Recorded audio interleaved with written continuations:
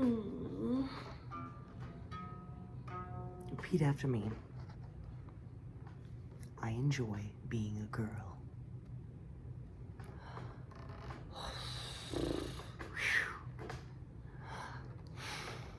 Mm.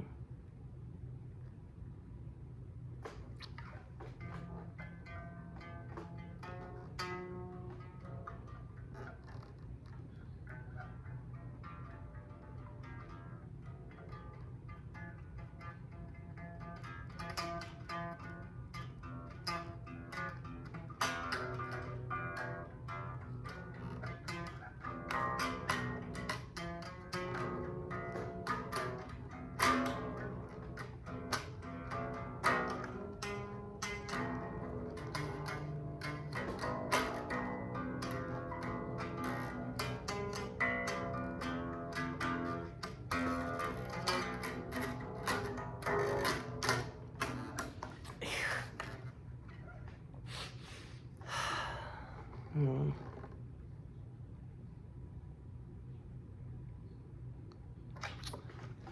WYRD Radio Free Books with Bees.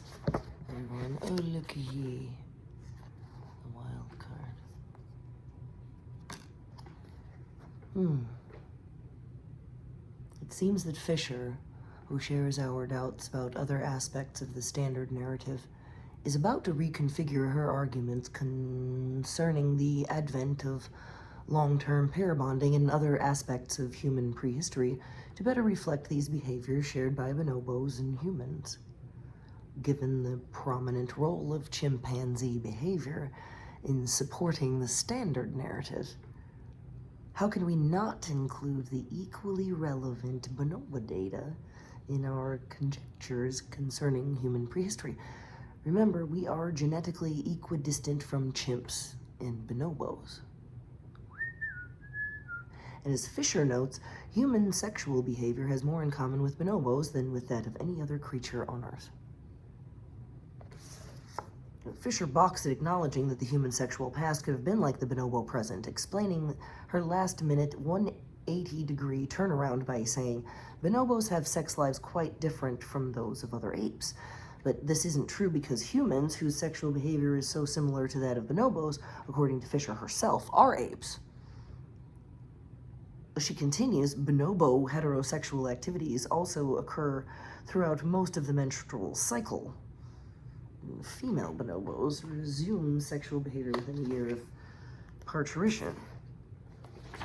Right, both of these otherwise unique qualities of bonobo sexuality are shared by only one other primate species, Homo sapiens. But still, Fisher concludes, because pygmy chimps and bonobos, etc., exhibit these extremes of primate sexuality, quote unquote, in italicization, and because biochemical data suggest that its emergence as recently as 2 million years ago, I do not feel that they make a suitable model for life as it was among hominids 20 million years ago, emphasis added. This passage is bizarre on several levels. After writing at length about how strikingly similar bonobo sexual behavior is to that of human beings, Fisher executes a double backflip to conclude that they don't make a suitable model for our ancestors. To make matters even more confusing, she shifts the whole discussion to 20 million years ago, as if she'd been talking about the last common ancestor of all apes, as opposed to that shared by chimps, bonobos, humans, who diverged from a common ancestor only 5 million years ago. In fact, Fisher wasn't talking about such distant ancestors. The Anatomy of Love, a book from which we've been quoting, is a beautifully written popularization of her groundbreaking academic work on the evolution of serial pair bonding in humans, and not all apes, within the past few million years. Furthermore, note how Fisher refers to the very qualities bonobos share with humans as extremes of primate sexuality. Further hints of neo-Victorianism appear in Fisher's description of the transition of our ancestors made from treetops to life on land. Perhaps our primitive female ancestors living in the trees pursued sex with a variety of males to keep friends, and then when our forebears were driven into the grasslands of Africa some 4 million years ago and pair bonding evolved to raise the young, females turned from open promiscuity to clandestine copulations, reaping the benefits of resources in better, more varied genres as well. Fisher assumes the advent of pair bonding 4 million years ago, despite the absence of any supporting evidence.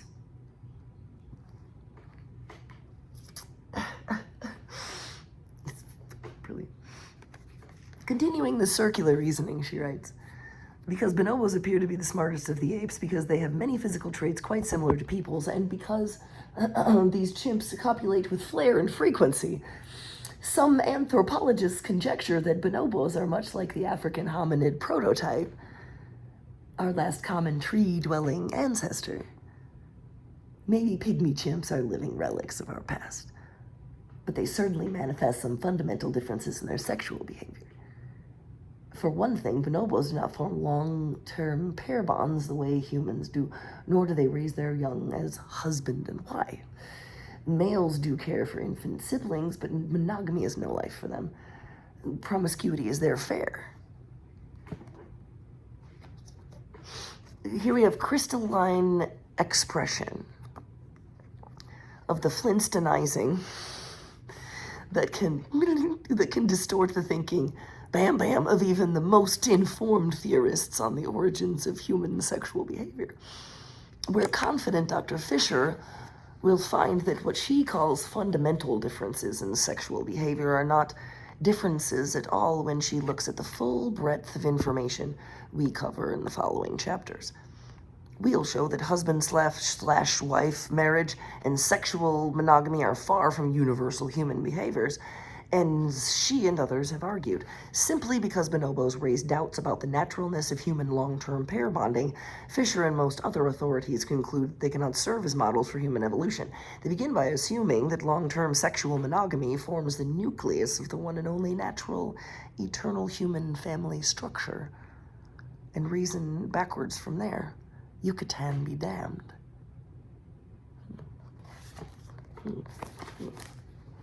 Christopher Ryan, gentlemen, sex adult.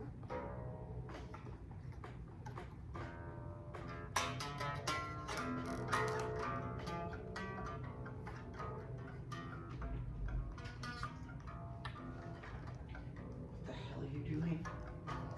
Same thing I do every night, Pinky. Try and take over the world. Jackson's blanket. And Courser Schwartz are on the highway.